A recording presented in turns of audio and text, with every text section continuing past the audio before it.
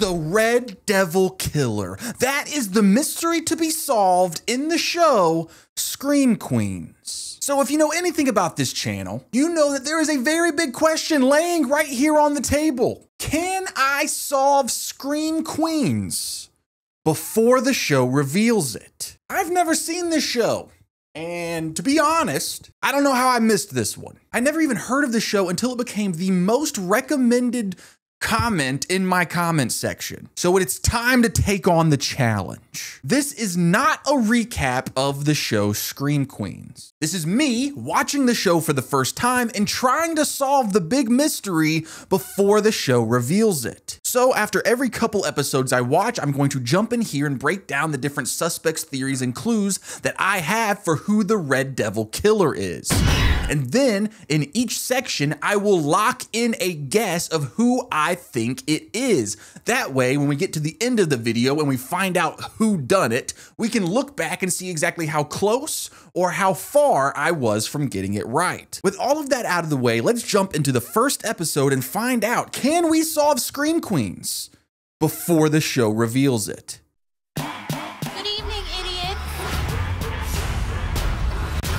You can't join Cappy Capital. That house is dangerous.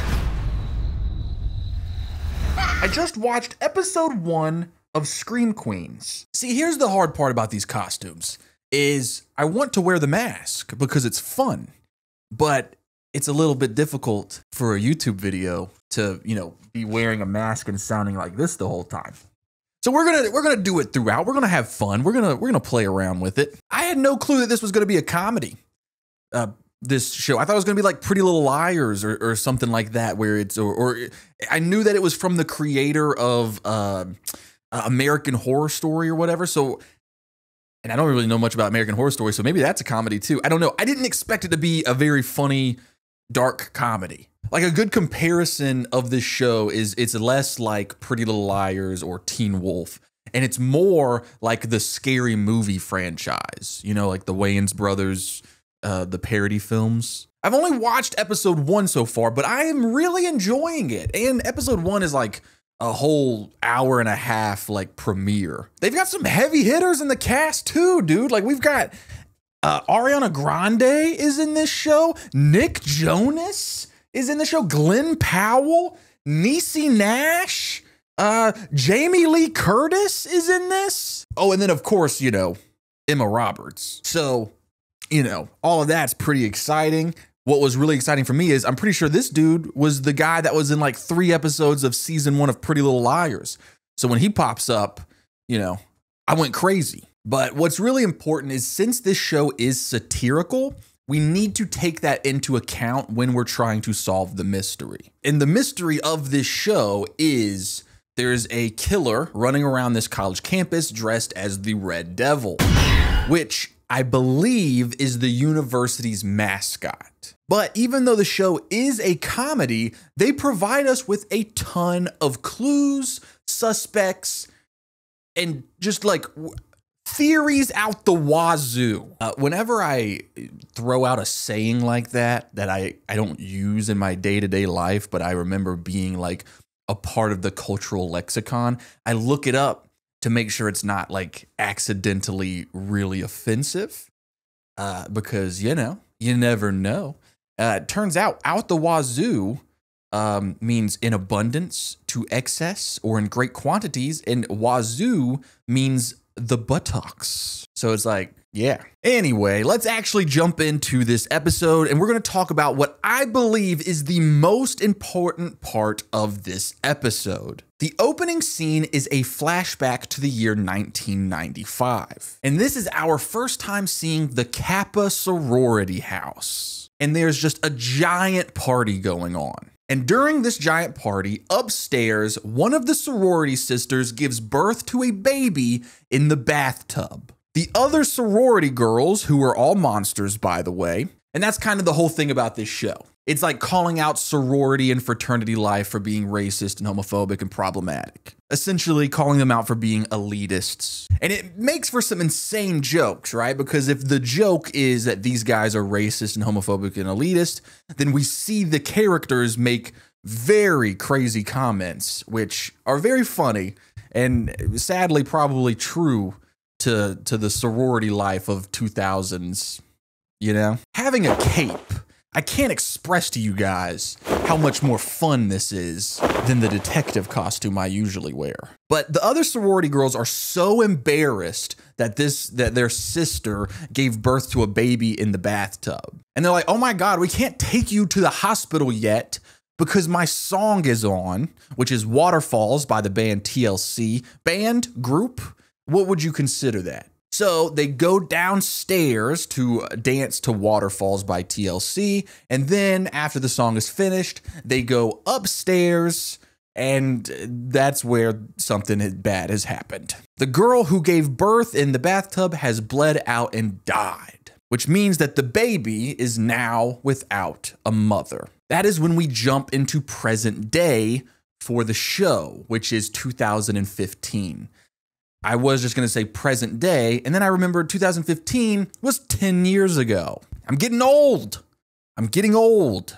And this is where you guys comment, Chase, you look so good for 26. I didn't think you were a day over 15. The reason that the flashback to 1995 is the opening scene is because I believe it's going to be the most important part of this entire show. I'm pretty sure that the whole motive of the Red Devil is going to tie back to what happened that night in 1995. When the girls left their friend to die in the bathtub over a song, and because they were too embarrassed to take them to the hospital because they would have to go through the whole house party and everybody would be so embarrassed because of that, there is a newborn baby that was born that night that grew up without a mother. And that baby will probably blame the Kappas for their mother's death. It's safe to assume that whoever the Red Devil is probably going to be revealed to be the baby that was born in the bathtub in 1995. And this isn't just something that I'm assuming or that I think. It is brought up very clearly in the episode. It is the 20th anniversary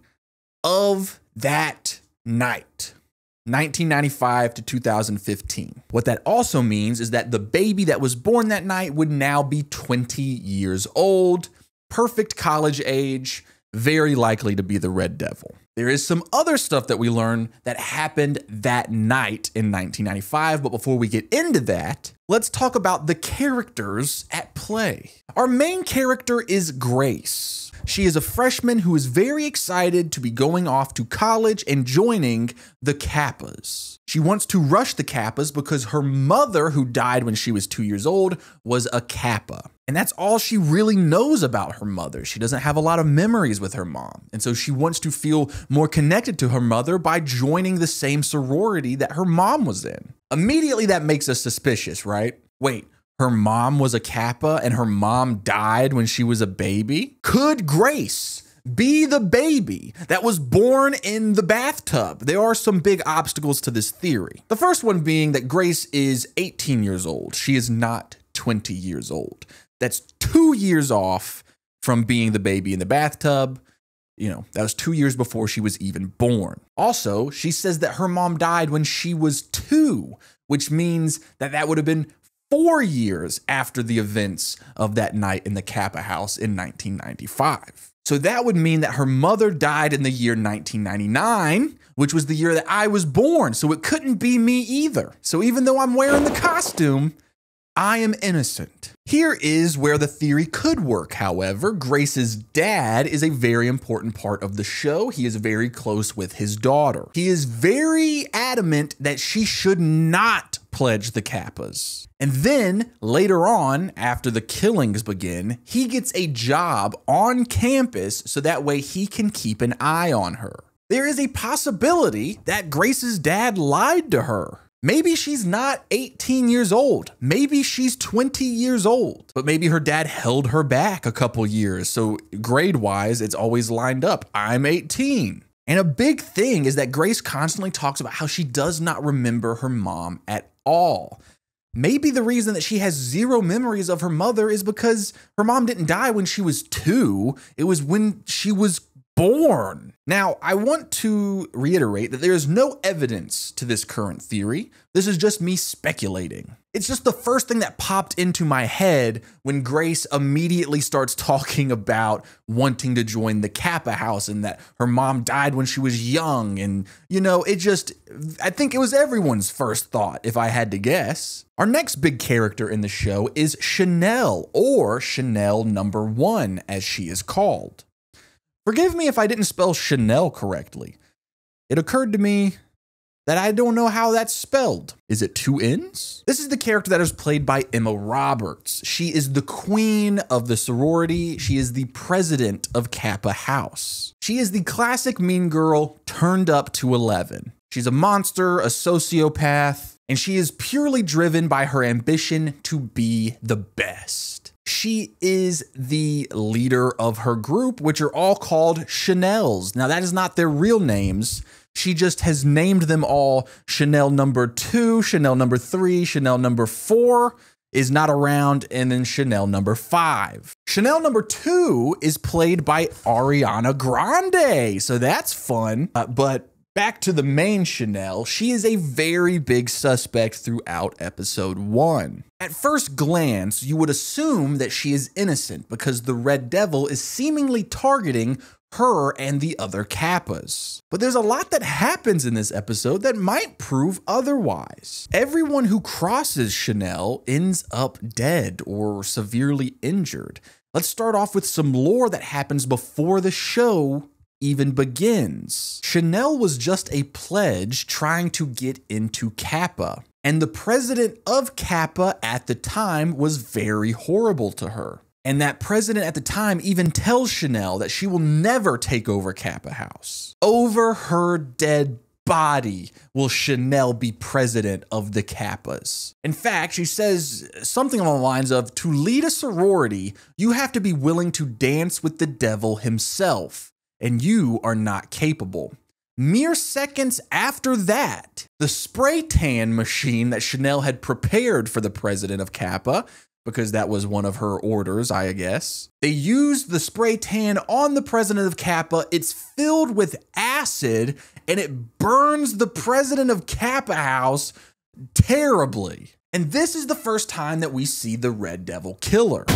He is looking over the sorority president as she screams in agony. I don't think it's a big reach to think that maybe it was Chanel who did that. You know, it helped her become the president of the chapter. It was the spray tan that Chanel had prepared. And it was very clear that the president of Kappa was antagonizing Chanel. And I'm not the only one that thinks that this is a possibility. Several people in the show thinks that Chanel is the one who caused that accident, including the dean of the university, played by Jamie Lee Curtis, Dean Munch. The dean seems to despise sororities and everything that they stand for. She says that they are the reasons behind everything bad at colleges. The racism, the homophobia, the making women hate themselves for not living up to beauty standards, all that kind of stuff. And the dean has made it her mission, now that she is officially the main dean and not just the co-dean, she is going to destroy the Kappas, and the first step in her master plan of destroying the Kappas is forcing the Kappas to accept anyone who wishes to pledge the sorority, which means that they are not allowed to turn away anybody. That makes them not exclusive anymore, which makes them not cool in the eyes of all of the very, classic sorority types. So the pledges that Kappa ends up with this year is, how do I put this? Not the usual clientele. It's a bunch of unpopular girls. And we will get to the unpopular girls, but first, let's go back to Chanel. Chanel is furious about this decision from the dean and decides she is going to scare away all of the new pledges so that way she doesn't have to be seen with anyone unpopular. And she's going to scare them away by creating a giant prank. She gets the housekeeper of Kappa House. Her name is Miss Bean. I forgot to put Miss Bean up on the wall, so I'm just going to show you a picture of her. If you're new to my channel, there's kind of a running curse that it would seem that whenever I forget to put someone on the wall, it usually means that they're very important and sometimes the killer. So This isn't a good look for Miss Bean. Anyway, here's Miss Bean. Yeah, there's the Bean. She's going to get into a fake fight with Miss Bean, and in front of all of the new pledges, she's going to put her face first in the fryer that's in the sorority house, like the oil fryer. But the fryer will be turned off, so the oil will be cold. It won't actually burn her face off. But the girls will think that she just burned someone's face off and be so scared they'll run away and never come back. Well, big issue here. The plan goes south and Chanel ends up burning Mrs. Bean's face off. And she dies right there in front of everybody. Chanel very quickly blackmails all of them into secrecy, and they all, as a group, drag Miss Bean's body into the big walk-in freezer, where later the body goes missing. Now, Chanel believes that Miss Bean is not actually dead. She managed to survive and she got up and walked out of there. And Chanel believes that Miss Bean is the Red Devil killer, the one killing everyone around campus. But all the other girls seem to think that someone stole Miss Bean's body. And that's the theory that I'm subscribing to. And speaking of subscribing to, you should subscribe to me. But that isn't even the end of Chanel's evil nature. Later on, Ariana Grande decides she can't do this anymore. She is going to call her mom about this and leave the school. Before she gets the chance, the Red Devil shows up and kills Ariana Grande. How interesting, right before she's about to expose Chanel for murdering the housekeeper and leaving the sorority, which she's one of the only popular girls left in the place, she happens to be killed by the Red Devil.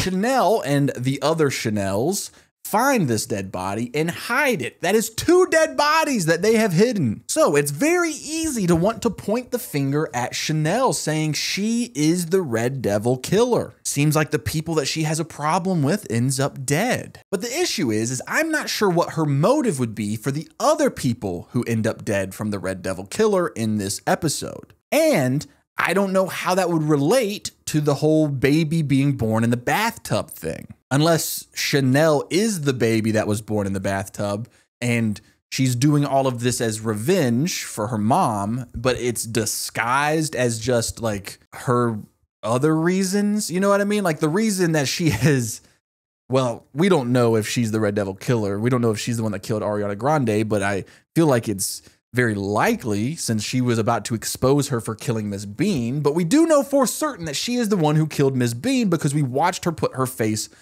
in the oil.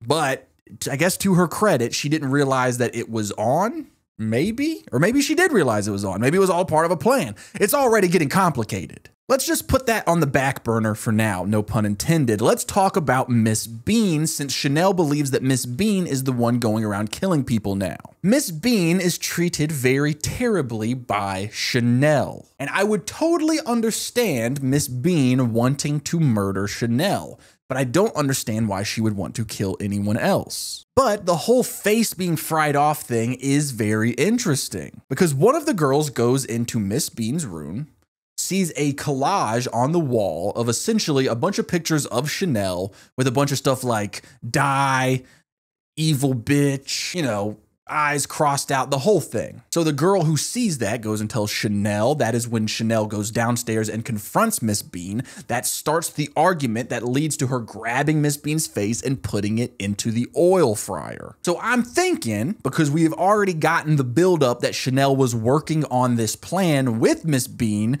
to scare the girls, I'm thinking, okay, this was all a part of the plan. But it almost seems like the plan went off script. Like it was almost like the collage of Chanel on the wall was not a part of the plan. And Chanel just thought maybe Miss Bean did that as part of the plan, even though they didn't discuss it. Before Chanel puts Mrs. Bean's face in the fryer, she says this line: "Me and Miss Bean were planning a little fight to scare you girls, but maybe I should just do it for real now." And then boom, face in the oil. Now, personally, I do think that Chanel was very surprised when it turned out that that oil was hot. She did seem genuinely shocked that it was turned on. So I kind of believe that she didn't do it on purpose. And there is another thing that we learn about Miss Bean later on in this episode that makes me kind of suspicious of her. Grace ends up sneaking into a secret room in the basement of the Kappa house. And this is the room where all of the Kappa's darkest secrets are stored away, including the bathtub from 1995. Chanel catches Grace in there and actually ends up telling her the story of what happened that night. And in the story, we find out that the reason that none of the girls got caught or in trouble is because the dean and Miss Bean helped cover it up. That means that Miss Bean was aware of the whole baby being born in the bathtub, mother dying in the bathtub situation from 1995, and they helped cover it up. Now, that opens up a huge motive for why Miss Bean would be killed with the oil, right? Because she was a part of the events that happened in 1995. That leaves us with a really big question, though, which was, is Chanel the baby? And Chanel killed her on purpose in the oil, but tried to make it look like an accident?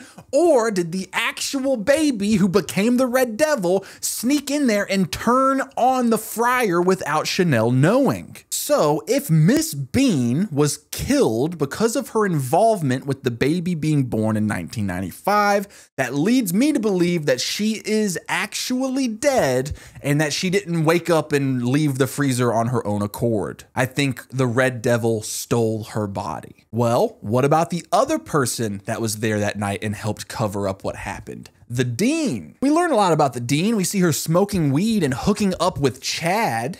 That's the guy played by Glenn Powell. He's a frat guy who's like on again, off again dating Chanel. We find out that the dean like blackmails students to sleep with her, which is wild. And so, you know, it lets us know that she's not a great person. That combined with the fact that she helped cover up what happened in 1995, you know, it makes her very suspicious, especially when we see her pop up several times in this episode right before the Red Devil attacks. But what would her motive be? Why would she be the Red Devil? She claims to hate sororities, right? So maybe that is her motive. We know that she hates Chanel. Maybe that is her motive, but it doesn't really line up, because then why in 1995 did she cover up the death of a sorority girl and, you know, keep the others from getting in trouble? I do want to point out that at this point, it's just presumed that she helped cover it up, because that's what Chanel told Grace.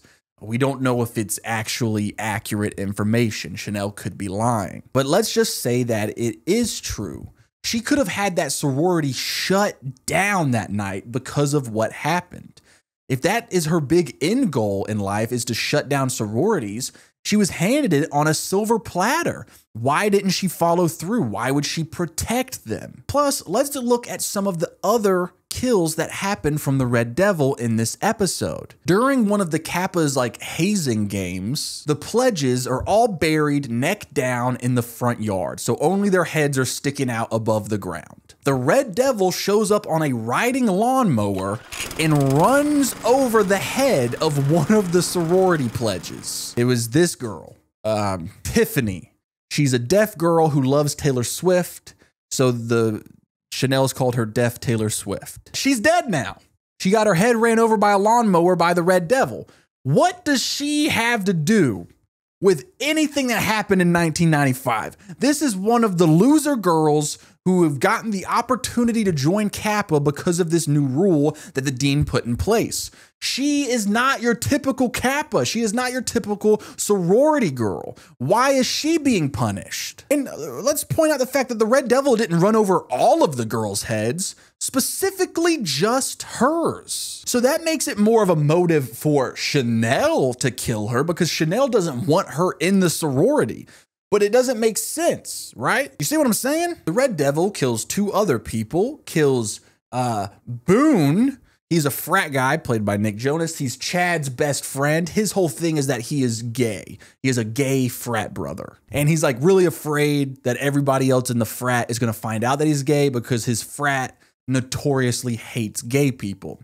The joke here is that everyone in the frat is very gay. And so, I mean, not to analyze the comedy here, but the joke is that oftentimes the most homophobic people are often, you know, gay themselves and just lashing out because they don't we don't gotta break this down. You guys are smart. You understand the humor. But Boone gets killed by the Red Devil and is placed on the table like a sacrifice. His arms are outstretched. There's blood everywhere. Why would the Red Devil want to kill Boone? He's not a Kappa sorority girl. He would not have been there for the 1995 death, but this death has a bit of an asterisk by it, because at the end of the episode, we see that Boone is actually alive and he faked his death and he's working with the Red Devil. It's going to be very interesting to see how that plays out. Back to the Dean. Why would she be the Red Devil? We do get some creepy dialogue from her in this episode when she's talking to Grace's dad. She says, "Grace won't be a victim. I can guarantee it." How can she guarantee it unless she is the Red Devil and she is the one picking and choosing who is murdered? I think that it's more likely for the Dean to become one of the victims of the Red Devil, considering she was a part of the cover-up of what happened that night in 1995. But then, why kill the deaf girl, Tiffany?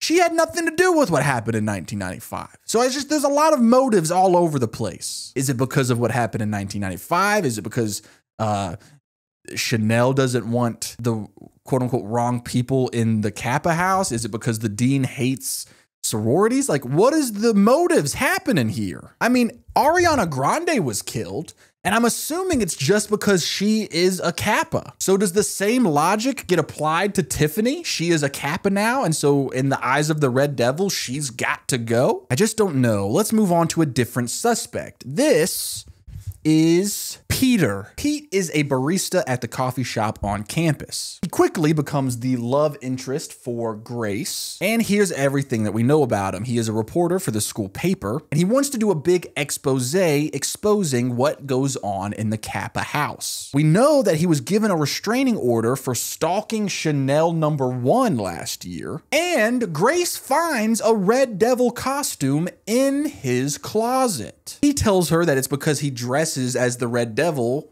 mascot at the football games. But it is still very suspicious. Him and Grace are working together to try to bring down the Kappas. But we do find out that he is turning 20 next month on the exact anniversary of the baby being born in 1995. So that makes him a major suspect of being that baby who was born in the bathtub. Now, this seems a bit too obvious since Grace brings up all of the points that I just brought up about him and accuses him of being the Red Devil. So I think logically we can cross him out as a suspect for now as just a red herring. A red herring is a misdirect to distract us from the actual killer or suspect that did it. It's kind of like, oh, look how obvious this person is. So that way we, the audience, are looking at that person and we miss another obvious suspect or clear answer to the mystery. Some other characters who are potential suspects are Grace's dad. He is around a good bit, and I think he could potentially have been the boyfriend of the girl who died in the bathtub, right? So now he's on this revenge killing spree for all of the Kappas for what happened to his girlfriend, but then that would make Grace the baby in the bathtub, and we already went through all of the logic with that. The Kappas have a lawyer / former Kappa sorority girl named Gigi. Now, Gigi mentions in this episode that her therapist told her that due to a past trauma, a part of her brain is stuck in the 90s. Now, could that trauma be witnessing her friend die in the bathtub back in 1995? And speaking of the girls that were there that night in 1995, we find a document with a list of names of the girls who were in attendance that night. Greenwell, Doyle, Meyer, Cohen, and Stevens. Those are the 5 last names of the girls who were there when the girl died in the bathtub. Pete is actually the one who finds this list while searching the dean's office. And the Red Devil actually catches Pete while he's in the middle of doing this. But instead of killing him, he ties him up to the front of the building with a little note. And the note says MYOB. Mind your own business. It's interesting that the Red Devil, who has had no problem killing anybody that comes in his way, leaves Peter alive. Is it because he's not a part of a frat or a sorority? And that's another big thing. Speaking of frat or sorority, Boone fakes his death. He is working with the Red Devil. We are going to have to take that into consideration. There's so much going on. There's so many suspects and theories, and I have this cape, which is just so much fun. Another thing that we need to bring up is a death from the Red Devil in this episode. There is a security guard named Denise Hemphill, and her friend, who is also a security guard, is killed by the Red Devil, which is truly bizarre because this is someone who does not even attend the university. This is someone who is not even the main security guard for the Kappa house. That's Denise, played by Niecy Nash, by the way. She's hilarious. Any of you guys remember the show Clean House? Back in the day, she was the host of that. But this security guard that dies from the Red Devil is her friend who just came to visit her on her lunch break. Well, dinner break. She's like the overnight security guard at, was it Best Buy? I don't know. That just really throws off the whole thing because it's like, why did she need to die? I'm all over the place. I don't have that much to go off of, but I have to lock in a prediction every single section, which means that I need to lock in my guess for who I think the Red Devil is based on episode 1. Now, this brings me to a very scary but funny thought, which is what if the Red Devil is not connected to the baby being born in 1995 at all? That has not been confirmed to us. That is just me kind of running with some information, but I do feel confident because, you know, Grace and Peter are also kind of running with that information. And honestly, I'm going to kind of stick with just my initial gut reaction to this mystery, which is I'm very suspicious of Grace's dad. He did not want his daughter to be a part of Kappa because those girls are evil. His girlfriend could have been that girl that died in the bathtub that night. And Grace could be the baby that was born in the bathtub.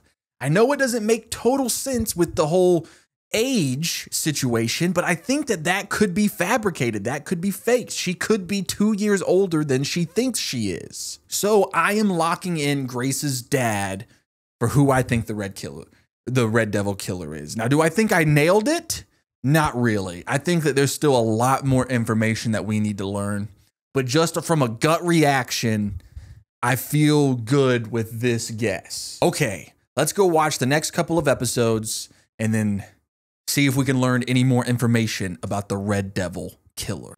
It seems like you are the students most likely to be killed by the alleged psychopath. Guys, there's a killer on this campus. No!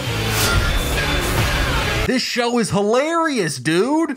I just watched episodes 2, 3, and 4. I can't believe this show isn't talked about more. It's really funny. So much happens in these 3 episodes, but the issue with it being so funny and just a very goofy show by nature is that it's kind of hard to figure out what is an actual clue and what is just a joke. I think the best way of kind of breaking down what is guaranteed to be a clue is by going through all of the Red Devil's kills, because I believe that that will tell us more than we think. And the first kill that we see in these episodes is Coney the ice cream cone. The school has changed their mascot from the Red Devils to the Cones. And so then the Red Devil shows up and he chainsaws the person in the ice cream cone outfit in half. Then we get a hilarious Backstreet Boys fight scene with Chad and the other frat guys. There's 2 Red Devils in this scene versus all of the frat guys, and one of the Red Devils cuts off one of the frat guys' arms. This has got to be one of the funniest scenes in this show so far. It's really funny. Glenn Powell, man. I loved him in Twisters, but I love him in this more. But even more important, that scene confirms to us that there are at least 2 Red Devils, not just one. And I say at least 2 because at the same time as that fight scene going on with 2 Red Devils and the frat guys, another Red Devil shows up at Kappa's house. Well, at the Kappa house. The way that I said it made it sound like Kappa was a person and that it was their house. But yeah, another Red Devil attacks Gigi and Grace's dad at the Kappa house. No one dies in that scene though, and it's also strongly implied that it's actually the dean who dressed up as the Red Devil in order to attack Gigi. and Grace's dad, because she has a big crush on Grace's dad and she wants to get rid of Gigi so that she can sleep with Grace's dad, because Grace's dad and Gigi have kind of become a thing. The next kill that happens is one of the girls that were there that night in 1995 when a girl died in the bathtub. Grace and Pete managed to track down one of the girls from that list of last names.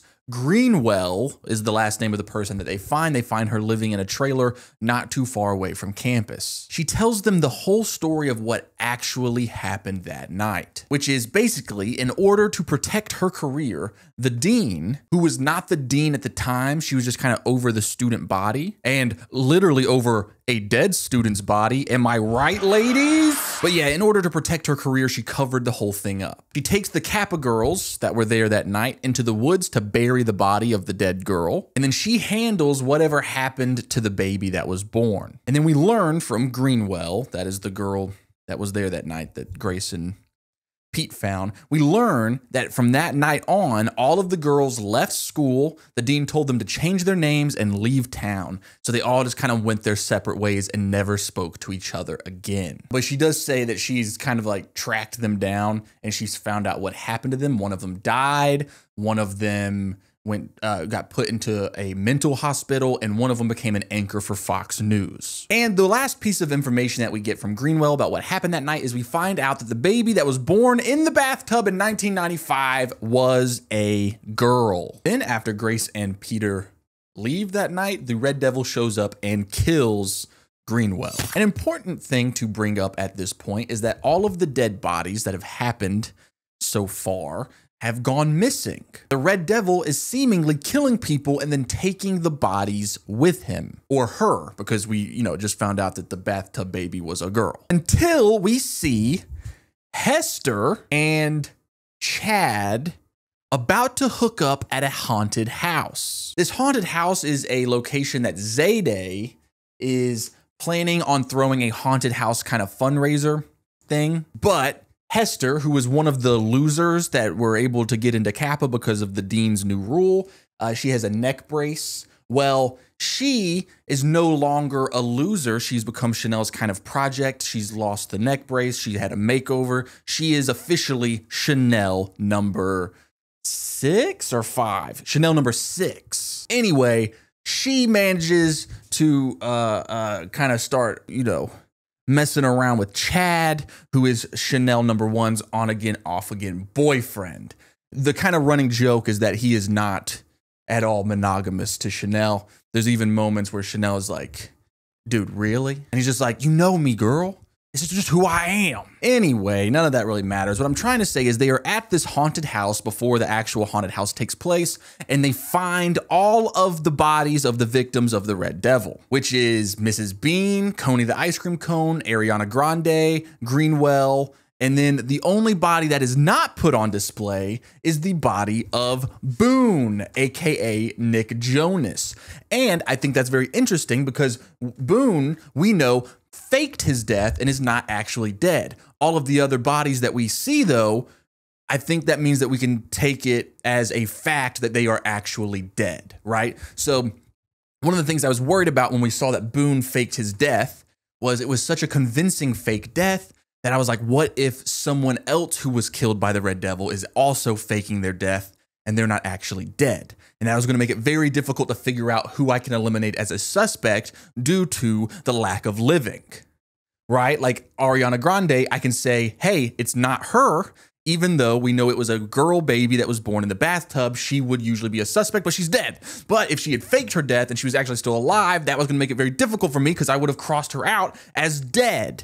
Speaking of which, I'm going to actually cross out the ones that are dead because since we see all of the bodies except for Boone's in the haunted house, I think that means that we can take it as a fact that all of those bodies that were found are actually dead. So that means Ariana Grande, dead. Oh, Tiffany, dead. Her body is also in the haunted house. And then I think that's it because I don't have Miss Bean's picture up there or Coney the ice cream cone or Greenwell. Yeah, I think that's all the one. So that's 2 of the female characters crossed out And we're looking for a female baby that was born. So this is very helpful for our investigation. Anyway, the Red Devil kidnaps Zayday at the haunted house and takes her to his secret lair. But before we get into that whole thing, there is a major plot line from the haunted house that we need to talk about. The reason that this abandoned house has the reputation for being haunted is because there were several reports of a wailing hag who lived in that house and would wail and cry all night long. The hag was dressed in all black, and people actually got sightings of her around the house back in, you guessed it,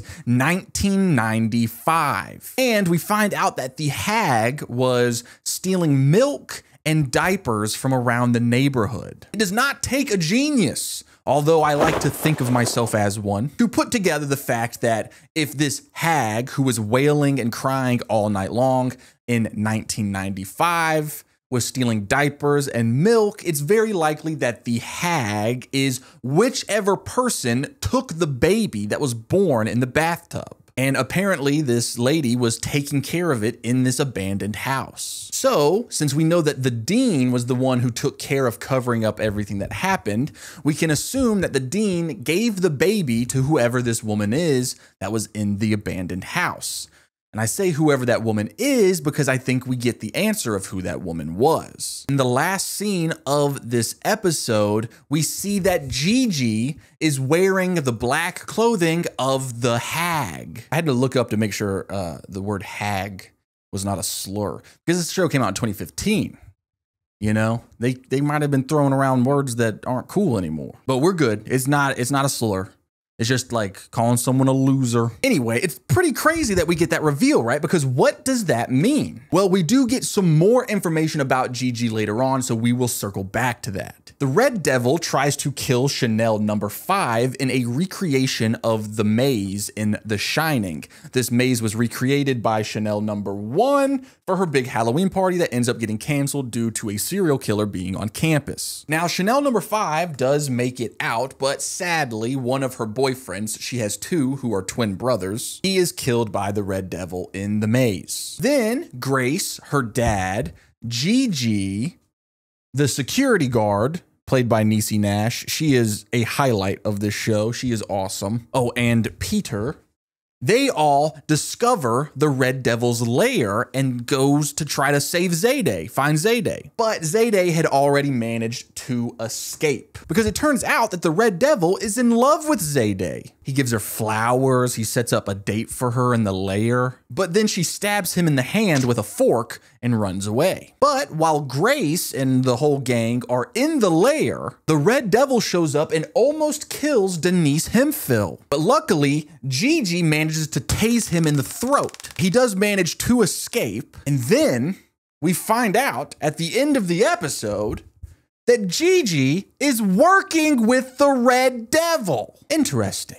So let's just deep dive into things that we just learned to be true. Gigi is for certain working with the Red Devil. Gigi was also the person that was taking care of the baby in the haunted house in 1995. Does that mean that Gigi is one of the Red Devils? I do think it was very likely, but who was wearing the Red Devil costume when, you know, it attacked Gigi and the security guard and she tases the Red Devil in the throat? It must be the only other person that we know for certain is working with the Red Devil, which is Nick Jonas, aka Boone. And right off the bat, it's pretty easy to just start throwing out theories, right? Boone was the baby that was born in the bathtub. Gigi is the person who was taking care of him. These two are the ones getting revenge and being the Red Devil, like a mother-son serial killing duo. But we learn that the baby that was born in the bathtub was a girl, so it can't have been Boone. So who is the baby? Now, we have brought up the theory before that perhaps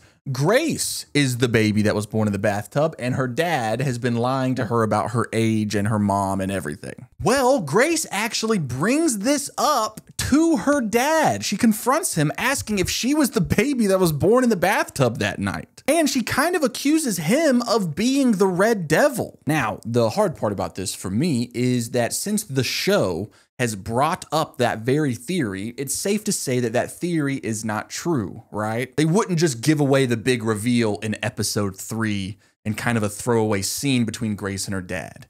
That would be crazy. But we do get some other really intense moments with Grace's dad throughout this batch of episodes. He's the new film studies professor, and he only shows slasher movies. So they watched Texas Chainsaw Massacre, which he seemed to be obsessed with, and this is the same episode that the Red Devil started using a chainsaw. Coincidence? I think not. And then Children of the Corn. And right after the Children of the Corn movie ends, to his class, he says this line: "What could be scarier for an adult than a child coming to kill them?" Pretty interesting parallel, considering that we think that there is a child that was born in the bathtub that is coming to kill an adult, and that adult being the people involved in the whole thing. I guess a lot of non-adults have died, actually. The Kappas are dying. So if the baby is not Boone, aka Nick Jonas, and it's not Grace, then who is the baby? I think the best way of doing this is just by going through all of the female characters in the show that could possibly be the baby, which is essentially just all of the current Kappa girls that are still alive. Let's start with Chanel number 1. In these episodes, we see her being her usual nasty self. But at one point, she does get arrested for the murder of Miss Bean. So that's pretty wild. Chanel number 3 ends up bailing her out of jail, though. I find that pretty suspicious because we also find out that Chad was sleeping with all of the different Chanels last summer. Chanel number 2, Chanel number 5, Chanel number 3, Chanel number 1. And while Chanel number 1 was in jail for a little bit for the murder of Miss Bean, Chanel number 3 is the one who kind of took her place. We also find out that Chanel number 3 has the tattoo of the numbers 869. I'm not sure what that has to do, but maybe it could come into play. We also find out that her real father, her biological father, is Charles Manson. Yes, that Charles Manson. Chanel number 5 is pretty wild and out in these episodes. She seems to really be on the outs with Chanel number 1. She is also allegedly the one that turned Chanel number 1 into the cops for killing Miss Bean. Then there is Hester, who, as I mentioned before, has become Chanel number 6. And she's kind of a nightmare. She's into things all dead and serial killery. She and Chad almost hook up a bunch of times because they both get turned on by dead bodies. This show's pretty crazy. At one point, she says the line, "I want everything that Chanel has, including you." And she says that to Chad. So that sets up a pretty interesting motive, right? She wants to kill Chanel and become Chanel. And we see her kind of play both sides, being Chanel number 1's new right hand, while also trying to help Chanel number 5 get rid of Chanel number 1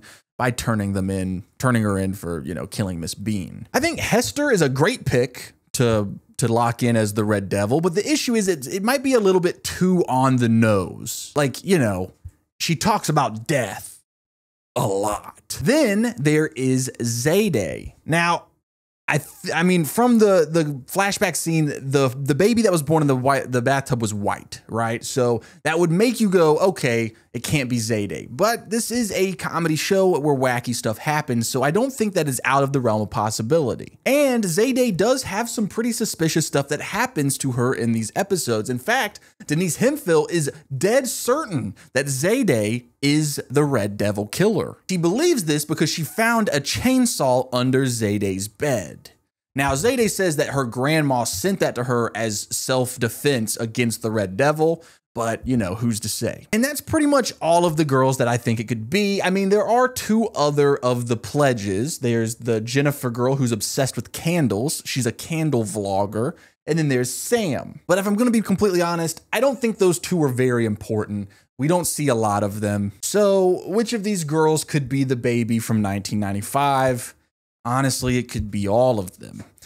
We know that it can't be Boone because the baby was a female, but it's like, Gigi is working with the Red Devil. And we understand her motive. She raised that baby that was born in the bathtub, and now she wants revenge for her child whose mother was killed that night. But why is Boone helping them out? If he's not the baby in the bathtub, what is this kid doing helping the Red Devil? And then there's the security guard, right? Denise. And she slept with Chad, which, to be fair, everyone in this show has slept with Chad. In fact, her and the dean, they really bond over the fact that they have both slept with Chad. And we find out that Denise actually pledged Kappa back in the day, but she wasn't allowed in because they were all racist. Now, obviously, I don't think Denise is the baby because she's way older than 20. But I do think it was a pretty interesting choice for the show to make sure that she was connected to Kappa in some way,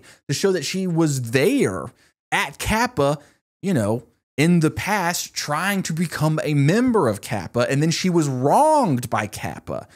You know what I mean? So I don't know if the show is just trying to add some extra suspicion around her just so that way they have an extra red herring in the mix.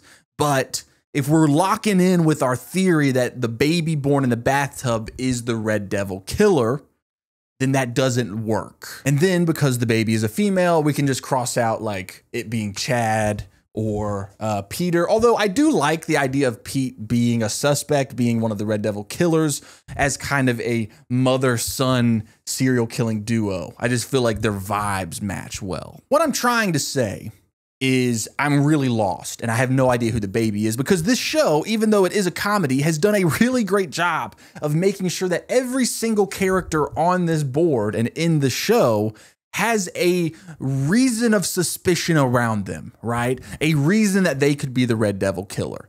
You know, just like how I was like, man, I feel like it would be sick that Peter and Gigi are like a father or mother-son serial killing duo. I said the same thing about Gigi and Boone.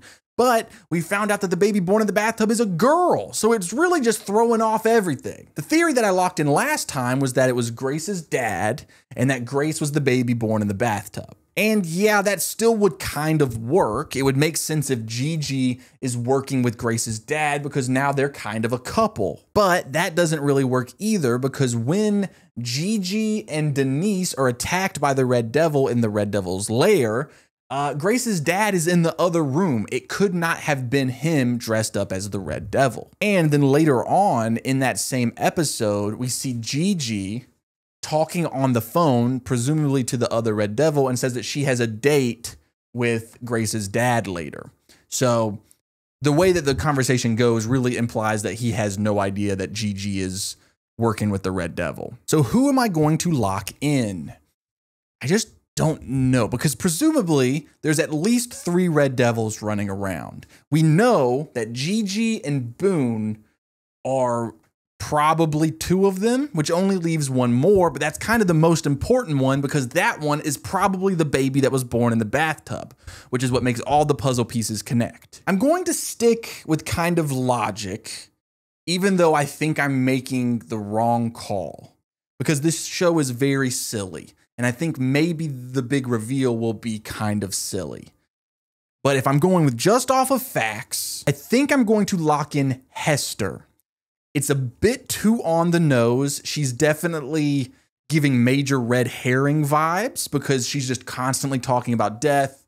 Bodies turn her on. Like, she's just constantly acting like a serial killer, which I think is to mislead us into thinking it could be her just for the rug to get pulled out from under us. But logically, I have no other reason to lock in anyone else. So I'm going to be locking in Hester for episodes 2, 3, and 4. All right, let's go watch the next few episodes.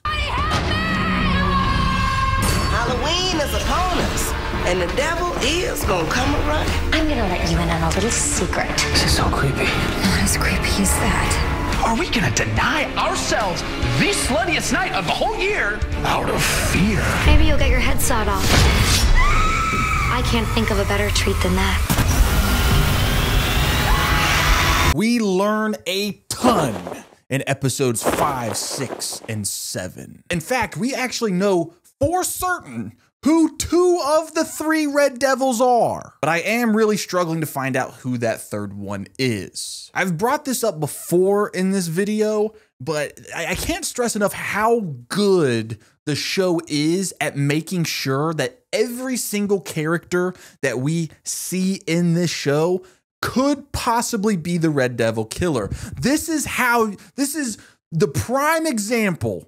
If you are writing a mystery show or a teen drama show that kind of has a mystery element, this is the best example of how to handle your suspects and red herrings. Because like even Jennifer, who is a candle vlogger, there are moments where I'm like, could it be Jennifer? Everyone is on the for lack of a better word, chopping block. Got any Big Brother fans out there? If you're a fan of Big Brother, I actually have a podcast where we're covering this season of Big Brother.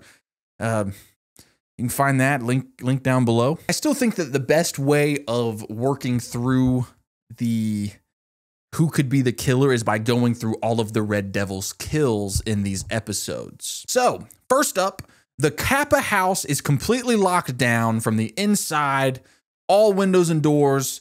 They can't get out, no one can get in. Except there was a few of the frat guys led by Chad who is able to get into the Kappa house to try to help the girls. That leads us to our first kill. The frat guy who had previously gotten both of his arms cut off by the Red Devil with a chainsaw is now got his head chopped off by the Red Devil with an axe. Then Sam, in a game of Truth or Dare, gets dared to go down to the basement and lay down in the bathtub from 1995. It's being kept in a room where they keep all of Kappa's biggest secrets. While down there, the Red Devil kills Sam. Rest in peace to a real one. What is interesting is right before the Red Devil kills Sam, Sam goes, "I knew it was you." That is very interesting. The next death is when Chanel number 5 is in the closet for a game of 7 Minutes of Heaven with her surviving boyfriend. Remember, she had 2 boyfriends. They were twin brothers. One of them died by the Red Devil in the maze from The Shining.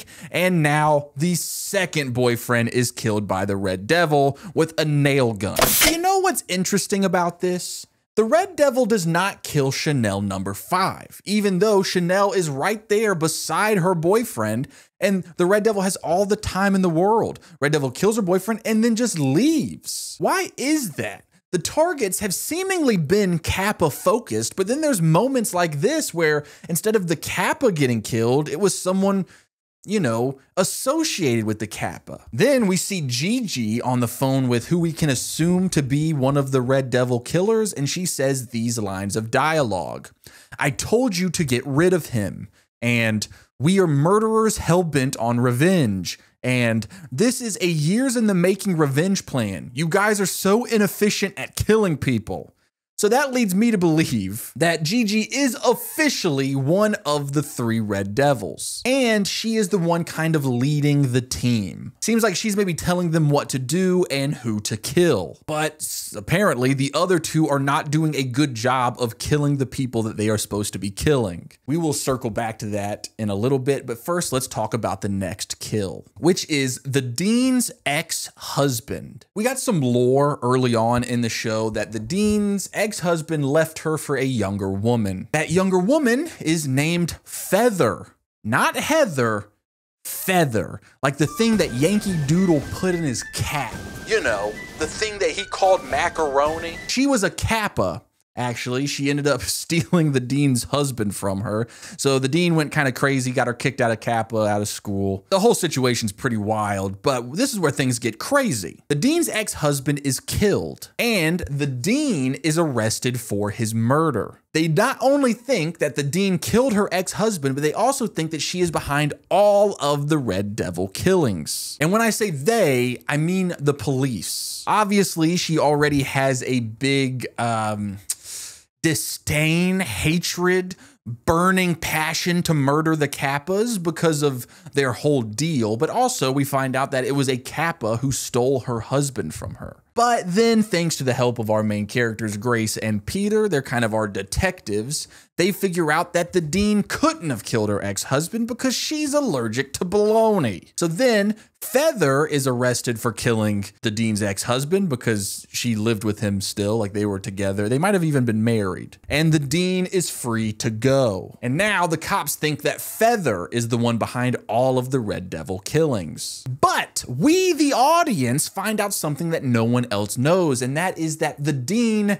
did in fact kill her ex-husband and put the blame on Feather. So, you know, she got her ultimate revenge. And while we do get confirmation that she is a killer because she killed her ex-husband, she also confirms to us, the audience, not anyone else, that she is not the Red Devil killer. This is really confirmed later on when all 3 Red Devils show up to kill the dean. They even recreate the famous scene from Psycho in the shower, which, fun fact, if you didn't already know this, that's actually Jamie Lee Curtis's mother in that movie. So it was like a little homage where she almost did the same scene as her mom did in Psycho, but of course this show had a fun twist, which is the dean did not get murdered in the shower. She kicked the Red Devils' asses. I do feel the need to point out that 2 of them out of the 3 Red Devils are wearing the Red Devil costume, complete with this mask, which is so sick. But I feel like it messes up the audio quality, you know? Sup, baby? I'm the Red Devil killer. Yeah, I do this a lot with the costumes I do for this show, is like, I can't wear this mask the whole video, but it's fun. But yeah, 2 of the Red Devils are dressed up in the Red Devil outfit. The 3rd one is dressed up as a politician, like some Supreme Justice from the Supreme Court, which is pretty funny, but you know, doesn't really help us. I mean, well, you know, I say it doesn't really help us. It does help us a little bit because it does differentiate the 3 Red Devils. And we find out later on that Gigi was the one wearing the Supreme Justice mask. The other 2 were wearing the Red Devil costumes. So that is 100% confirmation that Gigi is one of the 3 Red Devil killers. We also know from way earlier in the season that Boone is one of the 3 Red Devil killers, and we get official confirmation of that as well. At the end of episode 7, we see Boone. This is our first time seeing Boone since the end of episode 1. And he's wearing a whole disguise so that he can work out at the gym and not be recognized. Boone is on the phone at the gym with the other Red Devil, not Gigi, the mysterious 3rd one that we're trying to figure out's identity. And he tells this other Red Devil that they need to kill Gigi. So this is very wild because from this conversation, it seems that Boone and this other Red Devil, like they almost have a different motive than Gigi. I believe the exact words were, we should kill Gigi so that we can finish up what we have been trying to do. But if Gigi is the one who's been planning this whole thing, why would Boone and the other Red Devil want to get her out of the way so that they can do it their way? And what I just can't seem to wrap my head around is what Gigi and Boone have in common. Why are they a part of this same crusade of being the Red Devil killers? Gigi, we understand the motive. She raised the baby that was born in the bathtub in 1995. That makes sense. What does Boone have to do with any of it? He's not the baby that was born because the baby was female. So now I'm wondering if there's just different motives for the other 2 Red Devils and Gigi, but they're all kind of working together with the common goal of killing people. And that was what my thought process was doing at this time. But then we find out some information that changes everything. Grace and Pete, they figure out the information that we already knew, which is that Gigi was the hag that lived in the haunted house. Now, from finding out this information, it leads them on this whole investigation, and essentially they find out something insane, which is that there were 2 babies born that night in 1995 in the bathtub. Some other crazy information that we find out that night is not only was Gigi one of the girls there that took the babies to raise them, we find out that Grace is absolutely not one of the babies because Grace's mom was the president of Kappa during that time in 1995, which means that Grace's mom was one of the girls who left that girl to die in the bathtub. She was a drug dealer who got several DUIs and ended up dying in a fiery car crash. So not only is this devastating for Grace, who thought her mom was this super cool person, but turns out she's actually the epitome of what is wrong with sorority life and the Kappas in general. Her mom is essentially Chanel, but worse, it seems. But it also gives us some major information because we have narrowed down our suspects of who could be that baby. Oh, by the way, the candle girl, she's dead. Oh, and I forgot to kill Sam.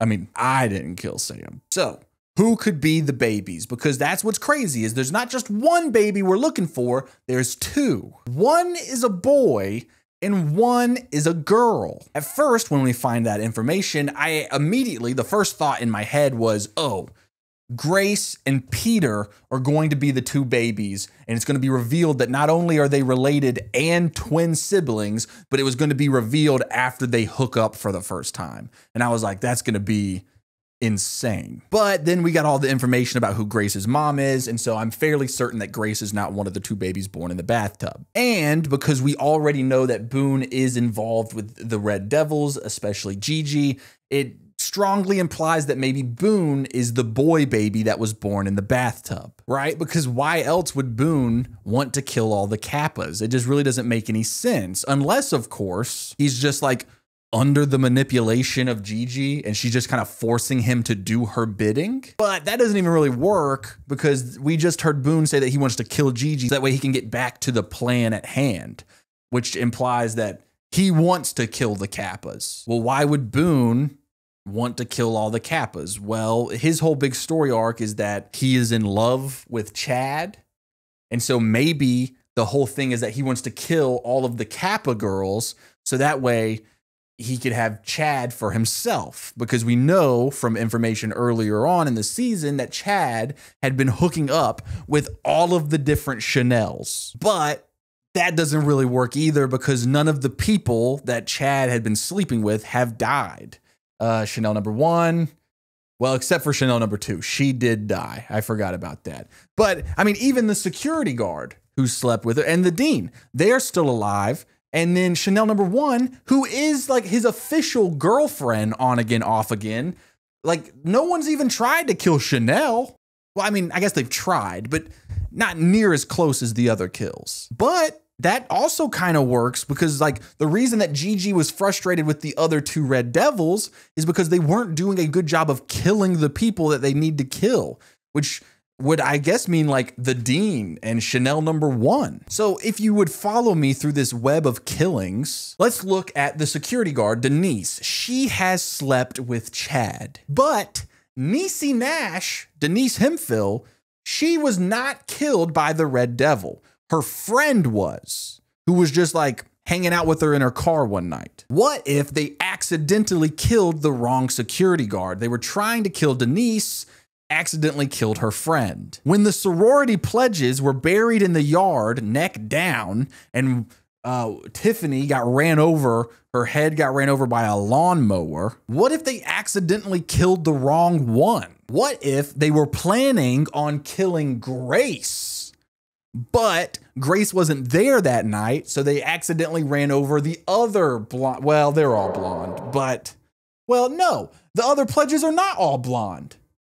I think I might be onto something. The other pledges are not blonde, except for her. So maybe they were trying to kill Grace, but because they're wearing the Red Devil mask or whatever, they can't really see that good. They see the blonde one, they kill her. Because Grace is the daughter of the Kappa president who let that girl die in the bathtub. Oh man, this is really all opening up. So that actually makes sense if there is multiple motives for the different Red Devil killers. Boone is trying to kill them, the Kappa girls, so that way he can have Chad for himself. That's why the other security guard got killed, because why else would that other security guard be killed by the Red Devil? That other security guard wasn't there that night in 1995 at the Kappa house when a girl died in the bathtub after giving birth to twins. I'm really unlocking the case right now, dude, right? So that's why those killings are happening. And then meanwhile, Gigi is trying to get revenge for that whole Kappa baby situation. Grace was the intended target, but Tiffany got killed. And like some of the other kills, Miss Bean, she helped cover it up that night, so she dies. Ariana Grande is a Kappa, so maybe just from the association of being a Kappa, Oh no, she was sleeping with Chad. So that is why it's all coming together. There are some deaths that don't make sense though. Coney the ice cream cone. Why did he have to die? Or really any of the frat guys that have died, like the dude that got his arms cut off and then head. Because those don't really have anything to do with his relationship with Chad. And then also they don't really have anything to do with the 1995 death and births. Well, you know what? I feel like we've made a lot of progress, but one thing that this does not help me with is finding out who the other Red Devil is. I'm assuming that the other Red Devil is one of the babies from the bathtub. If Boone is not one of them, oh God, I'm getting confused. So if Boone is one of the babies that were born, that means that we're still looking for a female killer to be one of the babies from the bathtub. We've eliminated a lot of the female characters through process of elimination and death. So which of the remaining girls could be Boone's twin sister? Can't be Zayday, can't be Grace, can't be any of the dead girls like Tiffany, Jennifer, Sam, or Ariana Grande. The reason I eliminate Zayday is because we know that one of the Red Devil killers is in love with Zayday, right? And so it's like, obviously, if Zayday's one of the Red Devil killers and one of the other Red Devil killers are in love with her, it would have to be Boone or Gigi, and apparently that would make them twin siblings, so that would be interesting.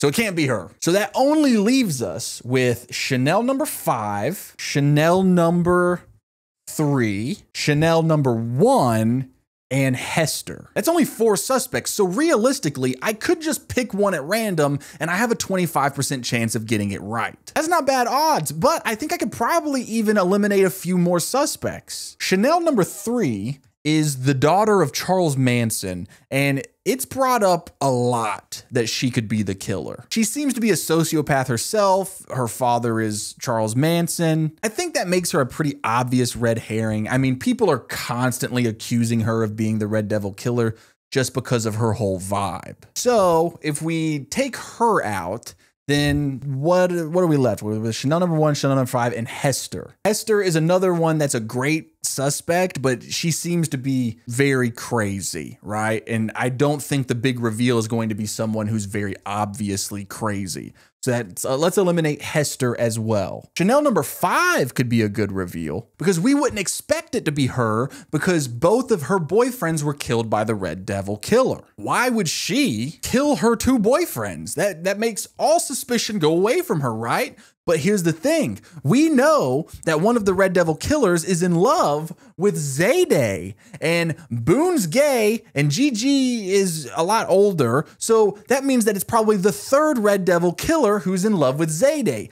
If it's Chanel number 5, that would mean that Chanel number 5 is in love with Zayday. She has no need for her 2 boyfriends. Those are just a ruse. So what if she got her boyfriends killed as a way to throw the scent off of her? Because remember, that last killing, we even brought this up when she's in the closet with her other boyfriend and he kills her boyfriend and then just leaves, leaving Chanel. Right there, she's a part of the Kappa house. You would think that the Red Devil would also want to kill her. And this works extremely well with the timeline because Chanel number 5 is not a pledge. She is a full-on Kappa, which means that she is not a freshman. She is a little bit older, which means that she could be 20 years old. She could be one of the babies born in the bathtub. Now, let's just say that is true. Let's say Chanel number 5 and Boone are the 2 babies born in the bathtub. Gigi is the one who raised them and are, they're working together to kill the people involved in the Kappas and everything. Why then would Boone be on the phone with his twin sister, Chanel number 5, and be like, we got to kill Gigi? That would be like killing their own mom. She raised them. And it seems like her motive is wanting to get revenge for what happened that night too. So why is there animosity? And following that thread, following that thought process, that's how I came up with this theory. What if the babies in the bathtub have nothing to do with what's going on, right? What if Gigi, because we know that she got sent to a mental hospital with the 2 babies, I imagine they probably took those babies out of her care because she was not mentally able to handle that responsibility. That would cause the animosity, that would cause the rage and jealousy because now not only did she witness a heinous trauma that night in 1995, but the babies that she was going to raise on her own got taken away from her. So that's why she's here for revenge on the Kappas. So she pulls in 2 other people on the campus that have a common motive and need and desire to kill Kappas, even though they are not at all related to what happened in 1995. First is Boone. He wants to kill all the Kappa girls so that he can have Chad for himself. Fair enough. And then, what if Chanel number 1? Now that doesn't make sense. Why would Chanel number 1, the president of the Kappa House, someone who loves this sorority, why would she want to take down her own thing? She is the president. She's the prime example of what a Kappa is. Well, we do get some backstory about Chanel number 1 in these episodes, and we find out that her mom is very much the face of what a Kappa person is, right? Her mom is the reason that she is the way that she is, and she hates her mom. Her mom is mean and cruel, the perfect sorority girl. So what if Chanel is doing an act? This is all an act. She's pretending to be Chanel number 1. She's pretending to be the perfect Kappa sorority president. And it's all an act. It's all of a facade so that she can get revenge on the lifestyle that has caused her entire life to be terrible because of who her mom is, because her mom is one of these Kappa sorority people. And that would explain why Boone and why Chanel number 1 would want to just kill Gigi and get her out of the way so that they can continue the killings for their personal reasons. And that would also explain why Gigi and Boone have not killed Chanel yet, even though she is the face of what it is that they are trying to get revenge on. So I've got 2 major theories here. I've got the theory that Gigi and the 2 babies that she raised from the bathtub getting revenge. And then I have the theory that 3 different people have 3 similar goals to do the same thing, but with 3 different motives. And depending on which theory I go with, I'm either gonna lock in Chanel number 5 or Chanel number 1. And if I'm being completely honest, I think I like the Chanel number 5 theory better. But both theories have one major flaw. The major flaw for the Chanel number 5 theory is, why would she and her twin brother Boone want to kill the woman who raised them? And then my big flaw with the Chanel number 1 theory is, in order for that theory to work, Chanel number 1 has to be pretending to be the person that she is, and that it's all a facade. And I'm not sure that if I buy that. Like, I don't know if I can buy that Chanel number 1 actually hates sorority life and everything to do with these people, and she's just pretending really, really well. So I am officially locking in Chanel number 5 as who I think the Red Devil killer is for episodes 5, 6, and 7. Let's keep watching the show. I've killed for love, Chad. What? I've killed for our love. It's a Scream Queen's Thanksgiving. I smelled whore the moment you walked into this room. You're trash, Chanel. Someone gets roasted. I know who the killer is. I think I know who the killer is. I think the killer might be you.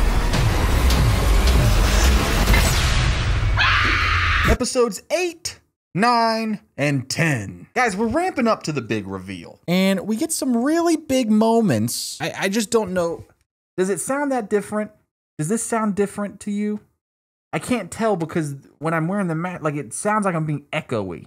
Am I being echoey? But guys, we get some serious answers. We narrow down our suspects even more. I've got to learn. I can't do the masks. I did this with the Teen Wolf video when I had like a whole werewolf mask, which I don't know. It might not be sounding any different to you guys. Check, check, check, check. I don't know. Let's just start off with what we know, which is Boone. We are well aware that Boone is one of the Red Devils. And in these episodes that we just watched, he is very busy. We see him show up to the Kappa house and the frat house and just, he's all over the place as himself, because Chanel number 3, she runs into him outside and realizes it's him, but she thinks that it's the ghost of Boone. So Boone takes that, and now he's just walking around telling everybody, yeah, I'm a ghost. And he's telling everybody, that he's a ghost. And the only way that he can come back to life is if he has sex with Zayday. Now, not only is that hilarious, but it does give us a major reveal, which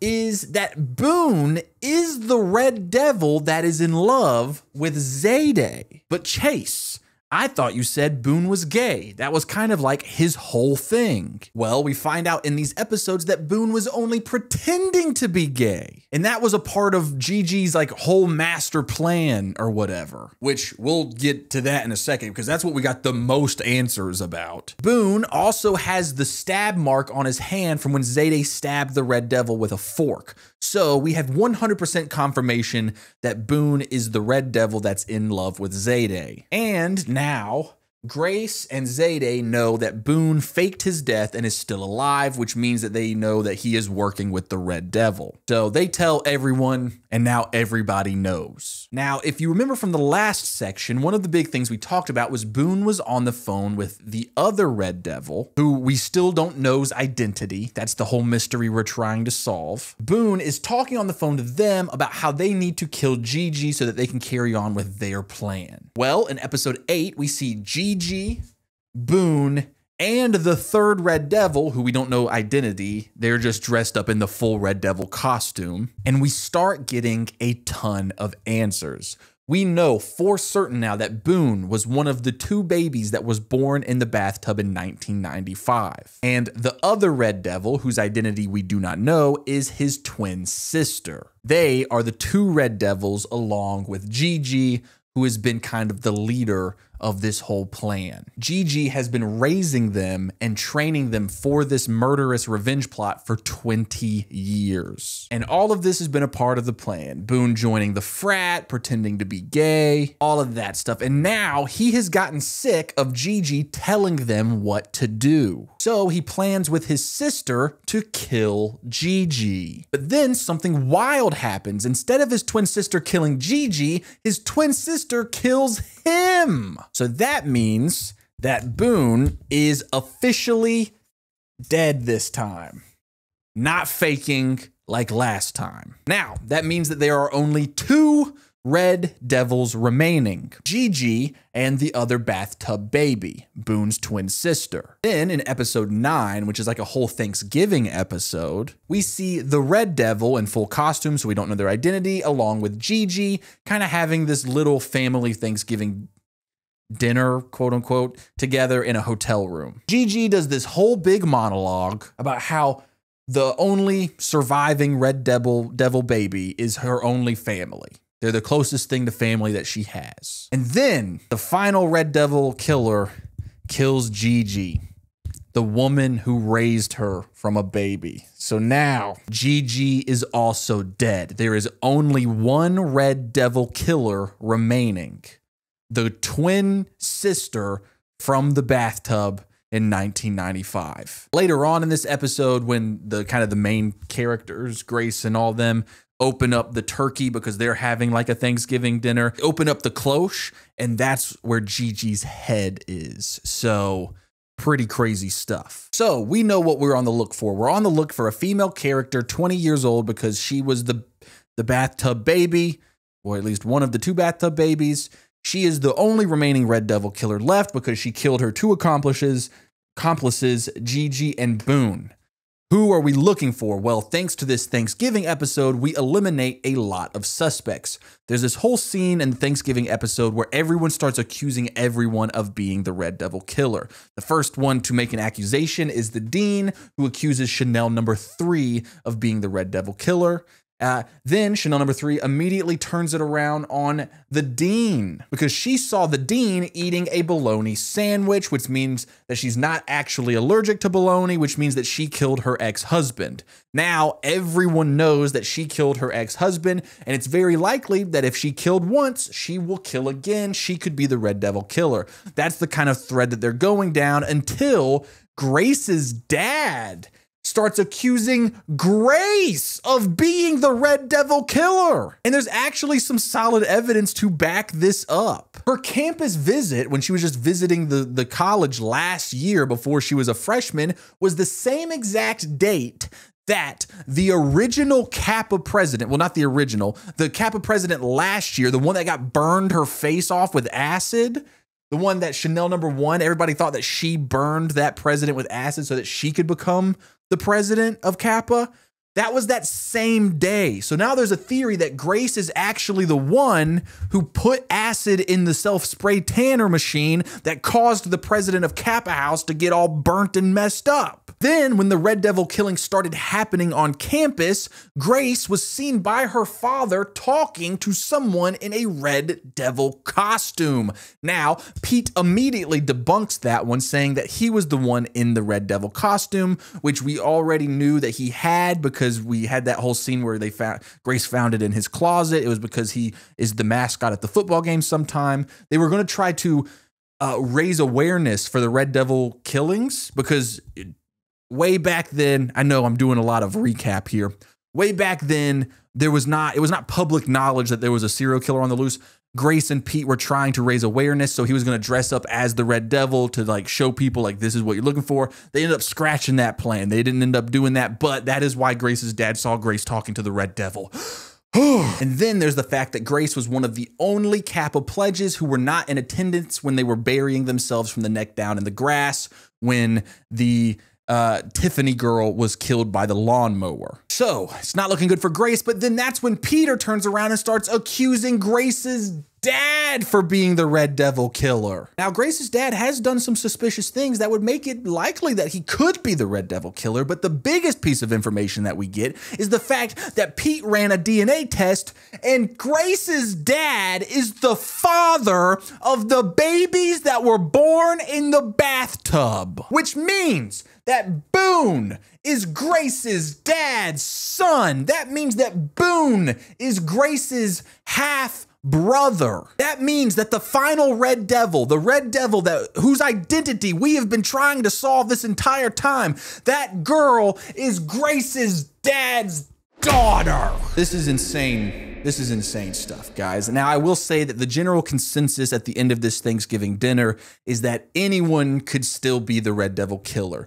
They all are suspicious, but there's no evidence that really truly confirms who could be the Red Devil killer. It's narrowed down our options a little bit, but it's still anybody's game. Now, the Kappa girls, they actually are dead certain on who they think the Red Devil is. They think it's Dean Munch. Now, we know that that doesn't make any sense because we're looking for the other baby that was born in 1995. She helped cover up that baby being born and the mother dying. Therefore, she cannot be the baby being born because she was like 38. We also learn more information about Gigi. Gigi is not actually the one who took the babies at first. She's not actually the hag that was living in the haunted house.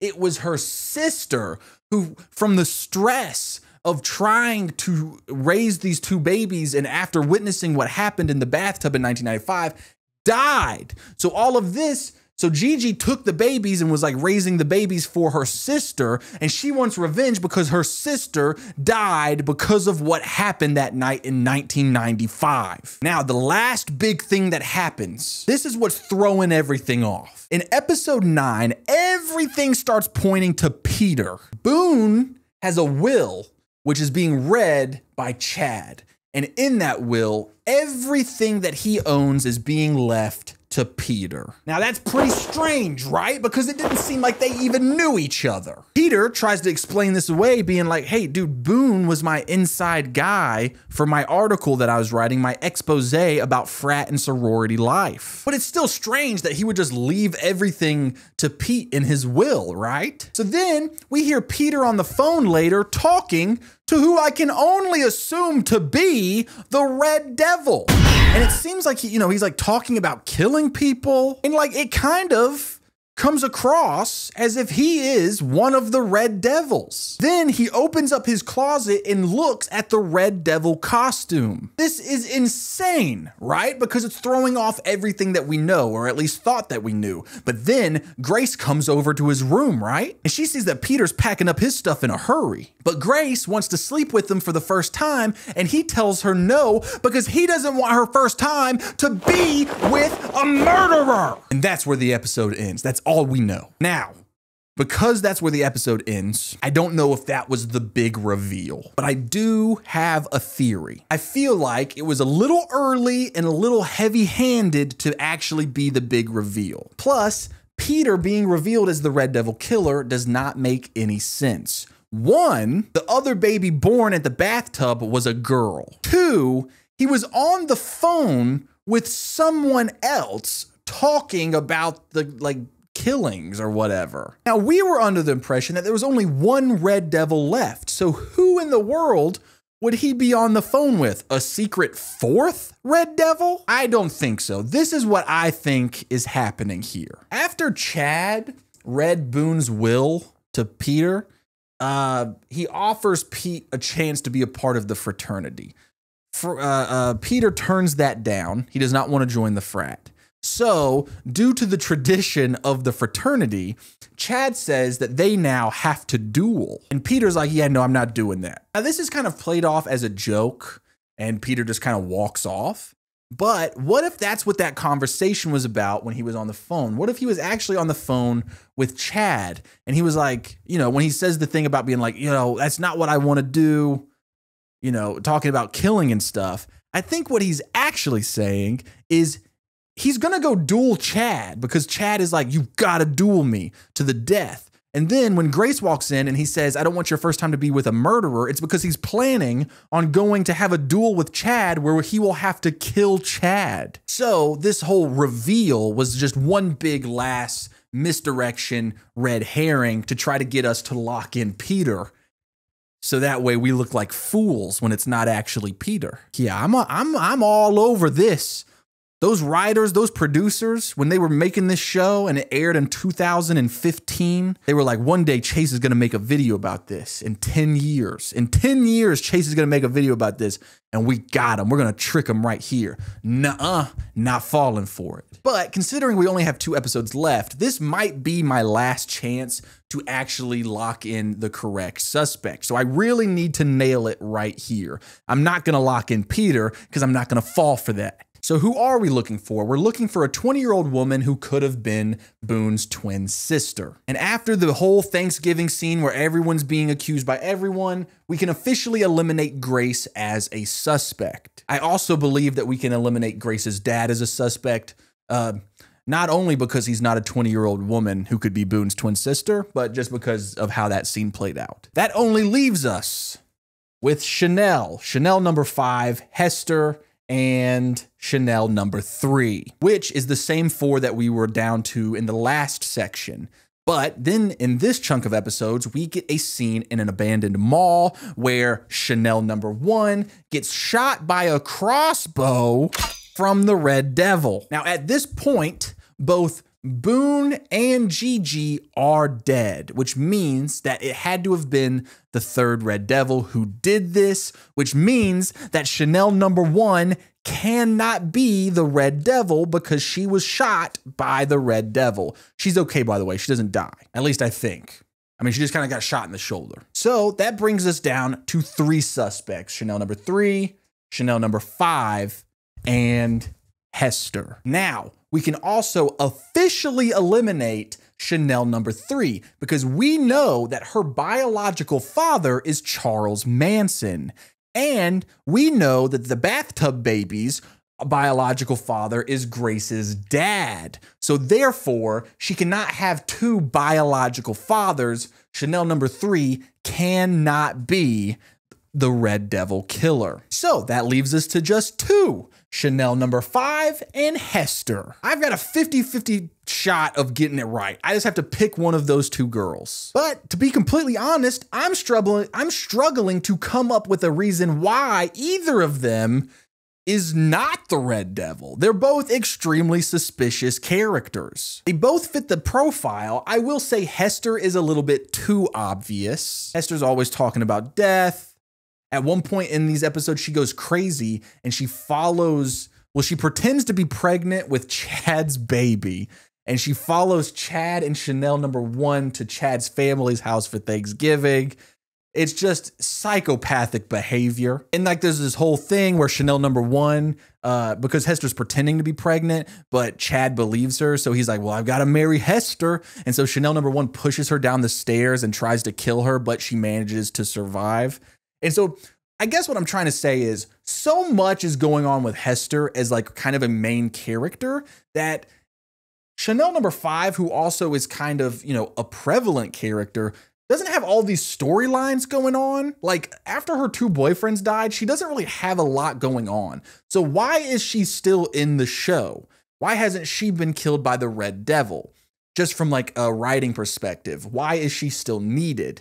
Hester, we understand, like she's telling this story with Chanel where Chanel is now fighting for Chad from a monster that she created, right? She took this loser, quotations, and turned her into her. So now she is having to deal with, you know, it's a whole thing. There's a story arc is what I'm trying to say is there's a story arc for Hester that there is not for Chanel number 5, which makes me feel like Chanel number 5 is probably the Red Devil killer. Another interesting thing about Chanel number 5, and this could just be my mistake, I might have heard this information in like episode 1 and didn't write it down or just forgot about it. But I'm pretty sure Chanel number 5 is the only one of the Chanels who we never hear their real name. Like Hester is Chanel number 6, but we know that her real name is Hester. I think it could be like a really funny reveal if we finally get Chanel number 5's real name and it's like Bonita.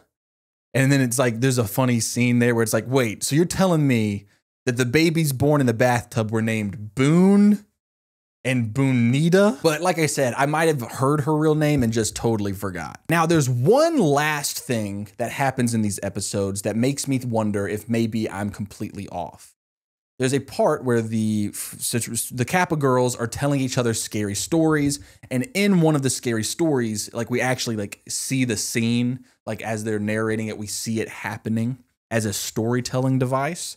And the radio in the story is playing a song on the radio about Butcher Pete. Now, at first, when I heard it, I didn't think anything of it, but then I really started thinking about it. Butcher Pete?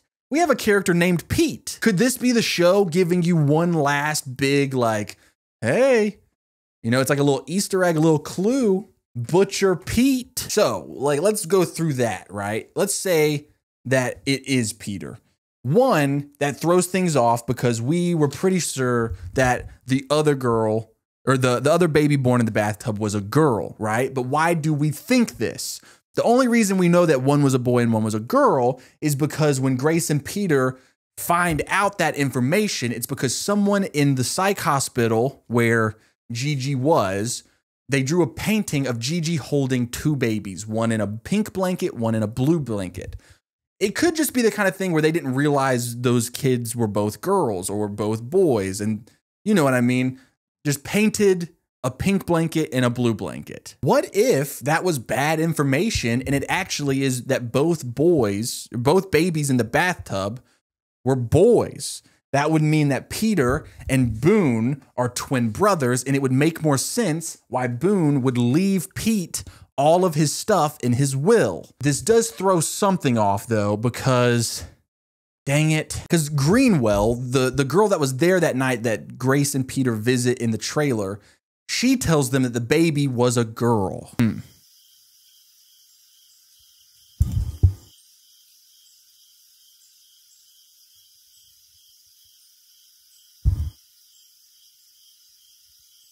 So yeah, maybe that doesn't work. I mean, the big cliffhanger for the episode is Pete calling himself a murderer, and that's where the episode ends, which feels, with 2 episodes left in the show, like a huge misdirection. So I'm very hesitant. And the baby, oh God, I feel like I have to choose Chanel number 5. Even though there's not a ton of evidence pointing to her, I think that actually makes it more likely for her to be the big reveal. I mean, it's a 50-50 shot, right? Through process of elimination. Yeah, guys, I just got to go with, there was a 50-50 chance, and I feel really good about Chanel number 5 being revealed to be Boone's twin sister. She's the Red Devil killer. That's what I'm locking in. Let's go watch the next episodes and see what we can learn. There's a serial killer loose. The entire campus has been evacuated. Killing Dean Lynch is the best thing to do. You and I will fight to the death. What time is it? Oh my god, they're locked in!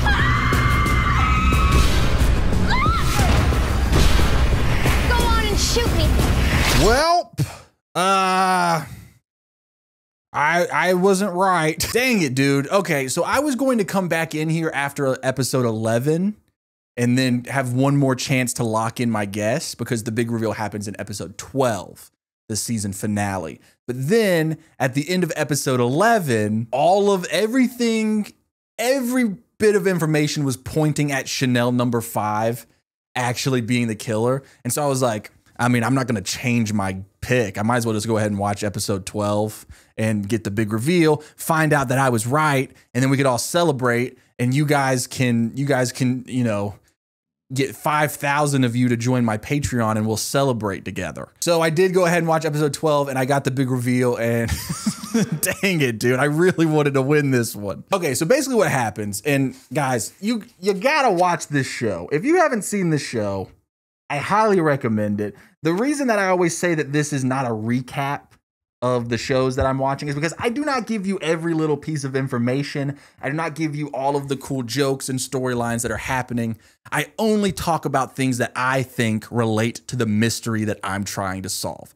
So if you've enjoyed this video, you should definitely go watch the show. Even if, you know, you already know the big reveal because I'm about to tell you. So Peter reveals to Grace that he was helping out the Red Devil killers. He even dressed up as the Red Devil, and he was the one who killed Chanel number 5's boyfriend in the closet with the nail gun. He tells her that he figured out who the Red Devil killer was, which was Boone, one of them, and Boone told him everything and actually convinced him that what they were doing is what's right. It's the Kappas that are in the wrong. He needs to join them on their crusade of eliminating this sorority, which has caused so much pain and suffering. And there's even like a statistic that of like over the past like 15 years, over 300 people have died because of sororities and fraternities. And Peter, who was already like writing a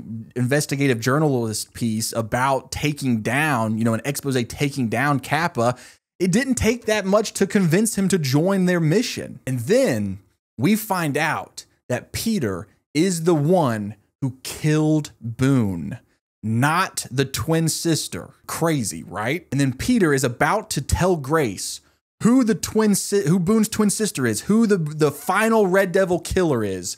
And that's when the final Red Devil killer busts out of the closet and kills Peter right in front of Grace. So now Peter is officially dead. So Grace and Zayday do some research and they figure out that Hester, all of her school files have been forged. They're fake. So they're pretty sure that Hester's the Red Devil killer. They go back to the Kappa house. Hester's been stabbed in the eye with a high heel and she's like close to death. And Hester points at Chanel number 5 and says, Red Devil. And that is when episode 11 ends. And I was so hype. I was like, oh my God. They did like kind of the big reveal at the end of episode 11. Episode 12, the finale, is just going to be showing us how Chanel number 5 did everything. That's why I decided not to come back in here, because I was like, guys, you know, we know what happens. I was right. Let's just find out the extra information, then we can jump in here and we could party. We can celebrate. And then we get episode 12, which is completely from the point of view of Hester. And the entire episode is Hester explaining how she is the Red Devil killer, and she tells us how she got away with it. I was shocked, stunned, appalled. I had a 50-50 shot and I guessed wrong. Hester frames the 3 surviving Chanels for being the Red Devil killer. And so they go to jail. Well, they go to like a psych hospital / jail for life. Hester completely gets off scot-free, and she's very happy because now she just gets to hang out with Grace and Zayday. Grace being her half-sibling, and she kind of has a dad now because, you know, she knows that Grace's dad is her biological father, even though they do not know that Hester is that baby. The interesting part about the Hester reveal is that Hester, we find out, the only person that Hester killed during all of this was Peter. Boone and Gigi did all of the other Red Devil killings, and then Hester killed Peter, but Peter was also a killer. Remember, he did some of the Red Devil killings too, like the Chanel No. 5's boyfriend. So she felt like that was okay because he's a murderer, so she just murdered a murderer, just kind of evens things out. And I mean, yeah, I mean, the whole last episode is really funny, and it goes through all of these different kind of like explanations of how she did this and what that was for. And at the end, you know, the Chanels find peace. You know, it's really good. You guys should watch the show. This was a great mystery, extremely well written, probably one of the best mysteries that we have tried to solve on this channel, if not the best mystery that we've tried to solve on this channel. This was a super fun video. I had a blast making it. I hope you guys enjoyed it. Links down below for Patreon and all that stuff. All right, dope.